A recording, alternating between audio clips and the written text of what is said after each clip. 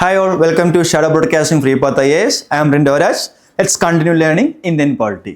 So നമ്മൾ ഇതുവരെ Indian കോൺസ്റ്റിറ്റ്യൂഷൻ്റെ പല ഫീച്ചേഴ്സും പഠിച്ചു അല്ലേ? നമ്മൾ ഒരുപാട് ഫീച്ചേഴ്സ് പഠിച്ചു. ഇനി ആ ഫീച്ചേഴ്സുമായി ബന്ധപ്പെട്ട് UPSC എങ്ങനെ ചോദ്യം ചോദിക്കുന്നത് നമുക്ക് മനസ്സിലാക്കാം. ബിക്കോസ് നമ്മൾ UPSC നേരത്തും അടുത്തറിയാൻ നമ്മൾ സഹായിക്കുന്ന എന്താണ് UPSC ചോദിക്കുന്ന മുൻകാല ചോദ്യങ്ങൾ തന്നെയാണ്. Let's learn how UPSC is framing question. And through that, let's continue learning our Indian polity as well. Okay. See the question. We adopted parliamentary democracy based on British model. But how does our model differ from that model? എന്നാണ് ചോദ്യം. See നമുക്കറിയാം നമ്മളുടെ first feature എന്തായിരുന്നു? Drawn from various sources അല്ല. എൻ്റെ അർത്ഥം എന്താണ്? നമ്മൾ നമ്മുടെ പല പ്രൊവിഷൻസും മറ്റു പല രാജ്യങ്ങളിൽ നിന്നും ബോറോ ചെയ്താണ് ഇന്ത്യയിലേക്ക് കോപ്പി ചെയ്ത് അഡോപ്റ്റ് ചെയ്ത മെക്കാനിസമാണ്. സോ അതുമായി ബന്ധപ്പെട്ടൊരു ചോദ്യമാണ് ഇവിടെ ചോദിച്ചിരിക്കുന്നത്. See, we adopted parliamentary democracy based on British model. ആണല്ലോ? അതെ. But how does our model എന്ന് പറയുമ്പോൾ how does our Indian model differ from British model?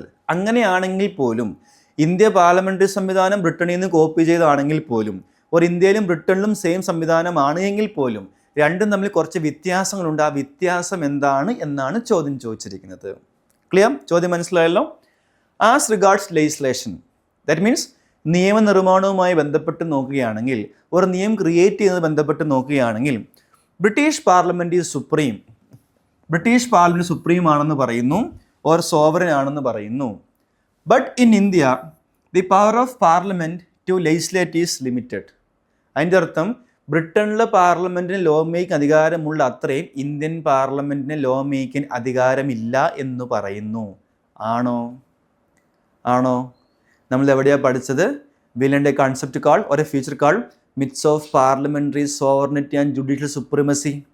അവിടെ നമ്മൾ എന്താ പറഞ്ഞത്? UK അൺറിട്ടൺ കോൺസ്റ്റിറ്റ്യൂഷൻ ആയതുകൊണ്ട് അവിടെ എന്താണ്? കോഡിഫൈഡ് ഭരണഘടന ഇല്ലാത്തത് കൊണ്ട് എന്ത് സംഭവിക്കുന്നു? അവിടെ പാർലമെൻറ്റ് എന്ത് നിയമങ്ങൾ കൊണ്ടുവന്നാലും അത് എന്ത് തന്നെയായിരിക്കും? വാലിഡ് ആയിരിക്കുമെന്ന് പറഞ്ഞു.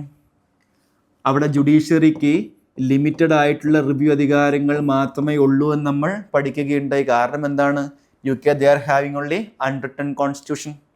അപ്പോൾ എന്ത് സംഭവിക്കുന്നു? അവിടെ പാർലമെൻറ്റ് ഓട്ടോമാറ്റിക് ആയിട്ടും സുപ്രീമായിട്ട് തന്നെ മാറുന്നു. But in India the power of parliament to legislate is limited. ശരിയല്ലേ? കാരണം എന്താണ്? നമ്മുടെ സുപ്രീം കോടതിക്കായിക്കോട്ടെ ഹൈക്കോടതിക്കായിക്കോട്ടെ നമ്മുടെ പാർലമെൻറ്റ് കൊണ്ടുവരുന്ന നിയമമായിക്കോട്ടെ സ്റ്റേറ്റ് കൊണ്ടുവരുന്ന നിയമമായിക്കോട്ടെ ജുഡീഷ്യലി എന്ത് സാധ്യമാണ്? റിവ്യൂ ചെയ്യാൻ സാധ്യമാണ്.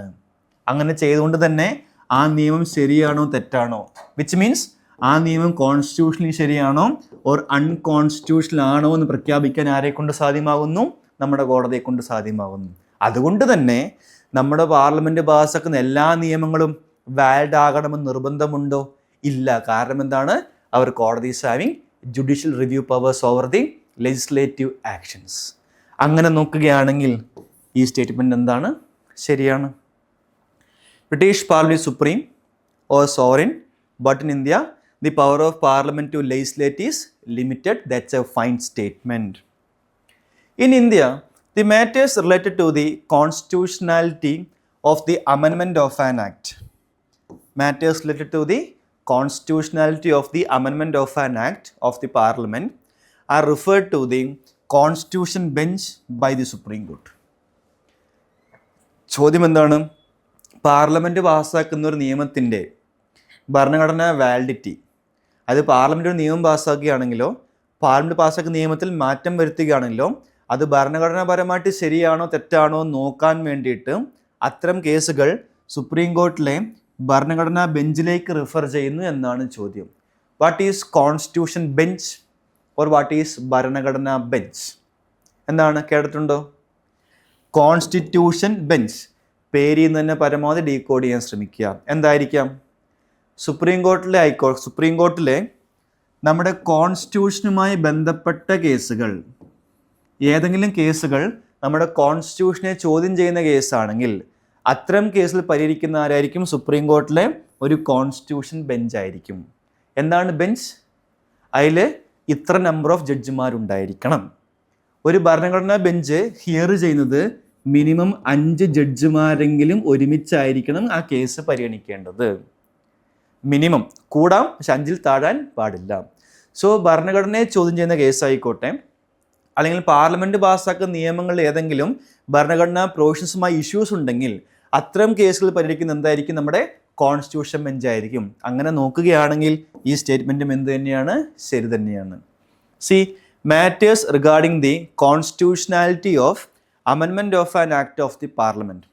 പാർലമെൻറ്റ് ഏതെങ്കിലും ആക്ടിനകത്ത് ഒരു ഭേദഗതി കൊണ്ടുവരികയാണെങ്കിൽ ആ ഭേദഗതിയുടെ കോൺസ്റ്റിറ്റ്യൂഷണൽ വാലിഡിറ്റി ചെക്ക് ചെയ്യുന്നതിൻ്റെ ഭാഗമായിട്ട് നമ്മൾ എന്ത് ചെയ്യുകയാണ്? ഓട്ടോമാറ്റിക്കലി സുപ്രീം കോർട്ടിലെ ഭരണഘടനാ ബെഞ്ചിലേക്കായിരിക്കും കേസ് റെഫർ ചെയ്യുന്നത്. So 2 is also a right statement. Clear? ചോദ്യം എന്താണ്? Select the correct answer using the codes given below. ഇപ്പോൾ രണ്ടും ശരിയായതുകൊണ്ട് നമ്മുടെ ആൻസർ എന്ത് തന്നെയായിരിക്കും? 1 ഓൺലിയോ 2 ഓൺലിയോ അല്ല, പകരം എന്താണ്? C both 1 and 2 is our right answer. Clear? അടുത്തൊരു ബ്യൂട്ടിഫുൾ ചോദ്യമാണ്. Which of the following factors constitutes the best safeguard of a liberty in a liberal democracy എന്ന് പറയുമ്പോൾ എന്താണ്? ഈ പറയുന്ന 4 ഓപ്ഷൻസിനകത്ത് ഏത് നന്നായിട്ടുണ്ട് എങ്കിൽ നമ്മുടെ ജനങ്ങളുടെ മൗലികാവകാശങ്ങൾ സംരക്ഷിക്കപ്പെടും എന്നാണ് ചോദ്യം ചോദിച്ചിരിക്കുന്നത്. മനസ്സിലായല്ലോ? ഈ 4-നകത്ത് ഏതുണ്ടെങ്കിൽ നമ്മുടെ അവകാശങ്ങൾ സംരക്ഷിക്കപ്പെടുമെന്നാണ് ചോദ്യം ചോദിച്ചിരിക്കുന്നത്.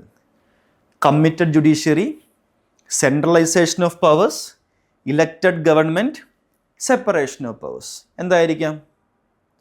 നമ്മുടെ പലരുടെയും ആൻസ് ഒരുപക്ഷെ ജുഡീഷ്യറി കണ്ടതുകൊണ്ട് എ ആകാനാണ് സാധ്യത ഒരുപക്ഷെ തോന്നിയേക്കാം. നമ്മൾ എപ്പോഴെങ്കിലും എന്താണ് കമ്മിറ്റഡ് ജുഡീഷ്യറി എന്ന് പഠിച്ചിട്ടുണ്ടോ? ഇല്ല.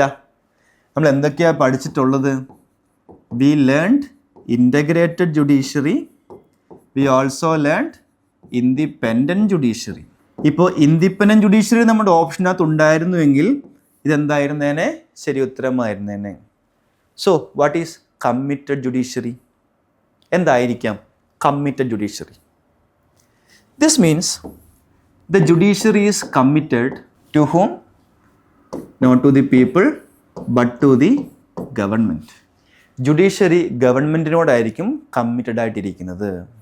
എന്ന് പറയുമ്പോൾ judiciary favours the government decisions എന്ന് പറയുമ്പോൾ പാർലമെൻറ്റ് പാസ്സാക്കിയ നിയമങ്ങൾ എല്ലാം ശരിയാണെന്ന് പറയുന്ന കോടതിയാണെന്ത്? Committed judiciary. ഒരു സർക്കാർ നടപ്പിലാക്കുന്ന കാര്യങ്ങൾ, ഒരു സർക്കാർ നയങ്ങൾ എല്ലാം ശരിയാണ്, ഭരണഘടനാപരമായിട്ട് ഒരു ഇഷ്യൂമില്ല, ഒരു കുഴപ്പവുമില്ല, അത് നല്ലതാണ് പ്രഖ്യാപിക്കുന്ന കോടതിയാണെന്ത്? Committed judiciary. This is what mean by committed judiciary. So സർക്കാർ എടുക്കുന്ന തീരുമാനങ്ങളോട് യോജിച്ചുകൊണ്ടും അവരുടെ തീരുമാനം വാലിഡ് ആക്കുന്നതിൻ്റെ ഭാഗമായിട്ട് ഭരണഘടനയെ പോലും സർക്കാരിന് ഫേവറായിട്ട് ഇൻ്റർപ്രറ്റ് ചെയ്യുന്ന ഒരു കോടതിയാണെന്ത്? Committed judiciary.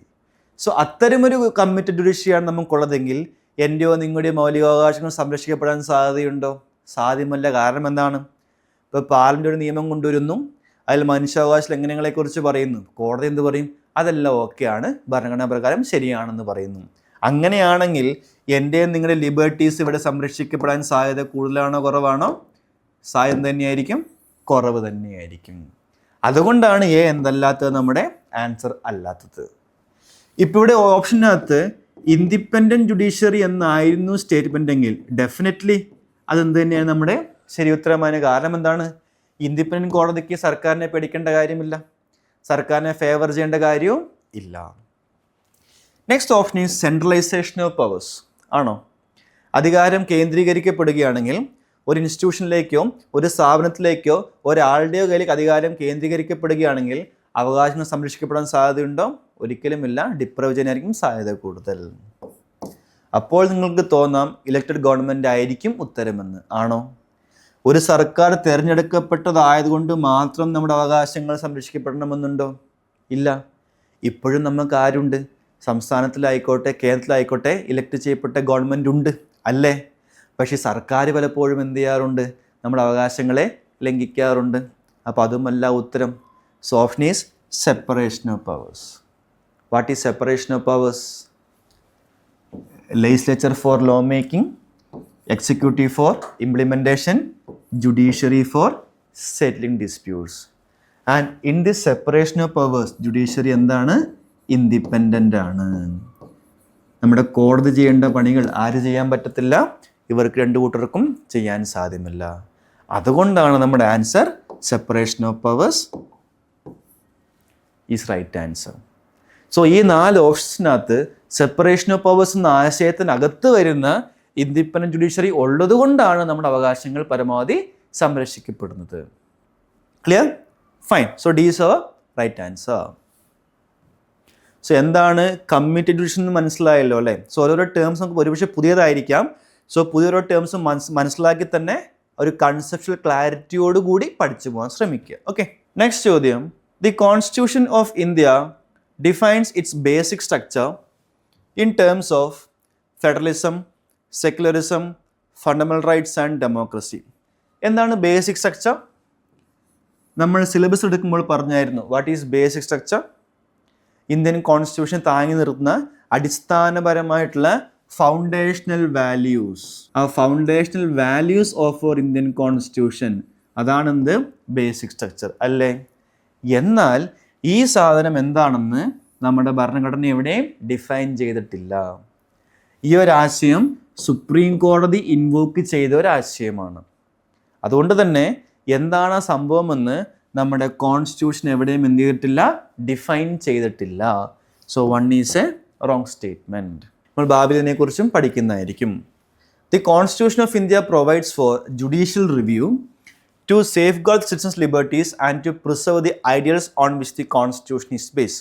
ജനങ്ങളുടെ അവകാശങ്ങൾ സംരക്ഷിക്കുന്നതിൻ്റെ ഭാഗമായിട്ട് നമ്മുടെ ഭരണഘടന ജുഡീഷ്യൽ റിവ്യൂ പ്രൊവൈഡ് ചെയ്യുന്നു എന്നാണ് പറഞ്ഞിരിക്കുന്നത്.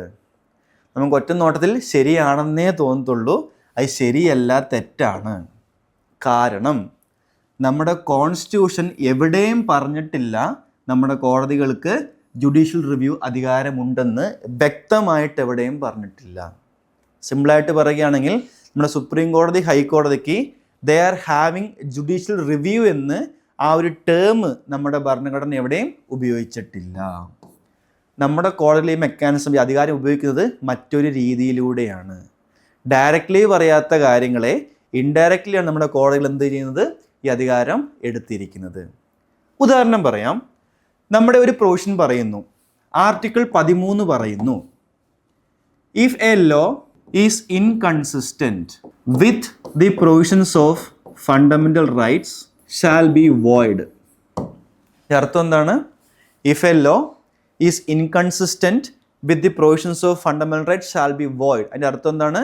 ഒരു നിയമം നമ്മുടെ മൗലികാവകാശമായിട്ട് കോൺഫ്ലിക്റ്റ് വരികയാണെങ്കിൽ, ഒരു മൗലികാവകാശമായിട്ട് കോൺട്രാഡിക്ഷനിലേക്ക് വരികയാണെങ്കിൽ ആ ഒരു നിയമം വോയിഡ് ആണെന്ന് പറയുന്നു. Void means what? ആ നിയമം റദ്ദാക്കപ്പെടുന്നതായിരിക്കുമെന്ന് ഭരണഘടന പറയുന്നു. റദ്ദാക്കുന്നത് ആരാണ്? സുപ്രീം കോടതി അല്ലെങ്കിൽ ഹൈക്കോടതി. ചുമ്മാ റദ്ദാക്കാൻ സാധ്യമാണോ? അല്ല. എങ്ങനെ സാധ്യമാകത്തുള്ളൂ? ആദ്യം ആ നിയമം എന്താണെന്ന് അവരെന്ത് ചെയ്യണം? പഠിക്കണം. അതിൻ്റെ അർത്ഥം എന്താണ്? ആ നിയമം എന്താണെന്ന് അവർ ആദ്യം എന്ത് ചെയ്യണം? പുനഃപരിശോധന ചെയ്യണം. ഒരു നിയമം പഠിക്കാതെയോ വായിച്ചു നോക്കാതെയോ പുനഃപരിശോധന ചെയ്യാതെയോ വോയിഡാക്കാൻ സാധ്യമാണോ? സാധ്യമല്ല. ഇങ്ങനെയാണ് നമ്മുടെ കോടതികൾ എന്ത് ചെയ്യുന്നത്? റിവ്യൂ പവേഴ്സ് എൻജോയ് ചെയ്യുന്നത്. അല്ലാതെ സുപ്രീം കോടതിക്കും ഹൈക്കോടതിക്കും റിവ്യൂ ചെയ്യാം എന്ന് നമ്മുടെ ഭരണഘടന എവിടെയും പറഞ്ഞിട്ടില്ല. അവർക്കൊരു നിയമം വോയിഡ് ആക്കാമെന്ന് പറയുന്നു. വോയിഡ് ആക്കണമെങ്കിൽ എന്ത് ചെയ്തേ മതിയാകൂ? റിവ്യൂ ചെയ്തേ മതിയാകൂ. That is how our courts is enjoying this kind of judicial review powers. ഇപ്പോൾ സ്റ്റേറ്റ്മെൻറ്റ് ഇങ്ങനെയായിരുന്നു എന്ന് വിചാരിക്കുക. In India the supreme court can high court has the power to judicial review എന്നായിരുന്നുവെങ്കിൽ അത് ശരി തന്നെയാണ്. കാരണം അവർക്ക് അധികാരമുണ്ട്. പക്ഷെ തെറ്റാൻ കാരണം എന്താണ്? The constitution of India provides four. ഭരണഘടന അധികാരം കൈമാറി കൊടുക്കുന്നു എന്ന് പറഞ്ഞത് കൊണ്ടാണ് ഈ സ്റ്റേറ്റ്മെൻറ്റ് എന്താകാൻ കാരണം? തെറ്റാകാൻ കാരണം. അല്ലാതെ നമ്മുടെ കോടതിക്ക് അധികാരം ഇല്ല എന്നല്ല പറഞ്ഞു വന്നത്, ഭരണഘടന അങ്ങനെയൊന്നും പറഞ്ഞിട്ടില്ല എന്നാണ് ഞാൻ പറഞ്ഞു വരുന്നത്. Clear? That's why constitution of India provides four. അതുകൊണ്ടാണ് ഈ സ്റ്റേറ്റ്മെൻറ്റ് തെറ്റാൻ കാരണം. ക്ലിയർ? സോ 2 എന്ത് തന്നെയാണ്? തെറ്റ് തന്നെയാണ്. സോ ആൻസർ ഈസ്, ഏതൊക്കെയാണ് ശരി എന്നാണ് ചോദ്യം. So answer is neither 1 nor 2 is the right answer. Okay, നമുക്ക് ബാക്കി അടുത്ത ക്ലാസ്സിൽ കണ്ടിന്യൂ ചെയ്യാം. നമുക്ക് തൽക്കാലം മൈൻഡ് അപ്പ് ചെയ്യാം. Okay, see you then. By.